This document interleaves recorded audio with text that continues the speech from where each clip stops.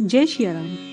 तुलसीदास जी कहते हैं, जैसी रामचंद्र जी के विवाह की विधि कही गई, उसी रीति से सब राजकुमारों का विवाह हुआ। राजा जनक ने इतना अधिक दान दिया कि कुछ कहा नहीं जाता। सुवर्ण और मणियों से मंडप भर गया। कंबल, वस्त्र और रंग बिरंगे कपड़े, भांति भांति के बहुमूल्य और बहुत सारी चीजें थी। हाथी, घोड़े, दास और दासी, अलंकारों से सजी कामधेनु के समान गौएं थी।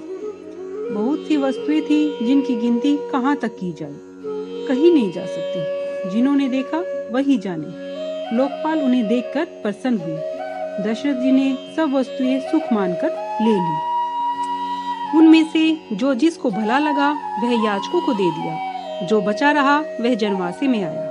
तब हाथ जोड़कर राजा जनक जी मधुर वाणी से सब बारात का सम्मान करके बोले कि दान, विनय और बड़ाई करके सम्मान किया और आनंदित होकर बड़े बड़े मुनियों को प्रणाम करके प्रेम सहित पूजन किया। देवताओं को सिर नवाकर और मनाकर हाथ जोड़कर सबसे कहा कि देवता और साधुजन तो प्रेम के प्यासे हैं। क्या समुंदर अंजलि भर जल देने से संतुष्ट हो सकता है?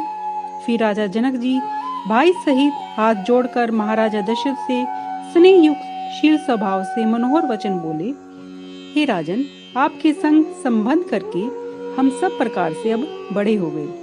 आप इसको, इस स्वभाव को, इस वैभव समेत बिना मोल लिए दास ही समझिए। हमें इन कन्याओं को टहलने समझकर पालन करना। आपको जो हमने बुलावा भेजा सो अपराध क्षमा करना। हमसे बहुत बड़ी ढिठाई हुई है। यह सुन सूर्य कुल भूषण दशरथ जी ने अपने समधी का सब प्रकार से सम्मान किया। आपस में प्रेम भरे मन से जो विनती की वह कही नहीं जा सकती। राजा दशरथ जी जनवासी को चले। उस समय देवतागण फूल बरसाने लगे, नगाड़े बजने लगे, जय जयकार और वेद ध्वनि होने लगी। आकाश और नगर में आनंद में खेल तमाशे भले प्रकार होने लगे। तब विशेष जी की आज्ञा पाकर सब सखियां मंगल गीत गाती हुई दुल्हनों सहित दूल्हों को कोहर के लिए ले चली। जानकी जी बारंबार रामचंद्र जी को देखकर सकुचाती हैं, पर मन नहीं सकुचाता। प्रेम के प्यासे नेत्र मनोहर मछली की शोभा को हर लेते हैं। सावला शरीर स्वभाव से सुंदर है और शोभा करोड़ों कामदेवों को लजाने वाली। महावर लगे हुए चरण कमल बड़े ही सुहावने हैं और उन पर मुनियों के मनरूपी भौरे छाए रहते हैं। पीली पवित्र धोती सवेरे के सूर्य और बिजली की ज्योति को हरने वाली है। कमर में सुंदर तगड़ी और कटी सूत्र है। लंबी भुजाओं में आभूषण शोभामयान है।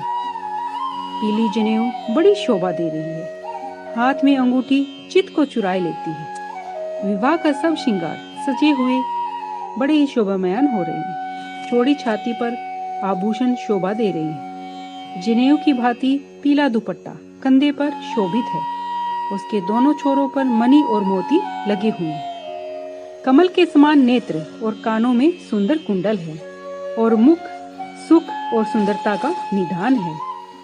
सुंदर भौहें, मनोहर नासिका और मस्तक पर तिलक तो सुंदरता का घर ही है।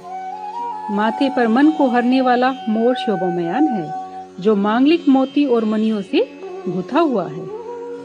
मणियों से गुथा हुआ सुंदर मोर और सभी अंग चित्त को चुरा रही हैं। नगर की स्त्रियां, देवकन्याएं और दूल्हे को देखकर तिनके तोड़ रही हैं। वे मणि, वस्त्र, गहने न्यौछावर करके आरती कर रही हैं और मंगल गीत गा रही हैं। देवता फूल बरसा रहे हैं और सूत, मागध और भाट सुयश सुना रही हैं। सुहागिनें सुखी होकर दूल्हा और दुल्हन को कोहर में ले चली और बड़ी ही प्रीति से मंगल गीत गाकर लौकिक रीति कराने लगी।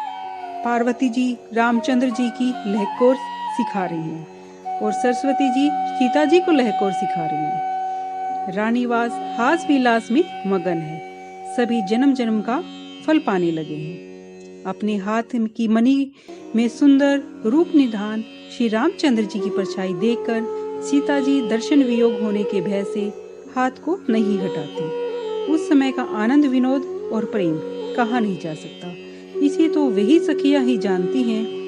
फिर सब सखियां दूल्हे और दुल्हन को जनवासी के लिए लिवा ले चली। जय श्री राम।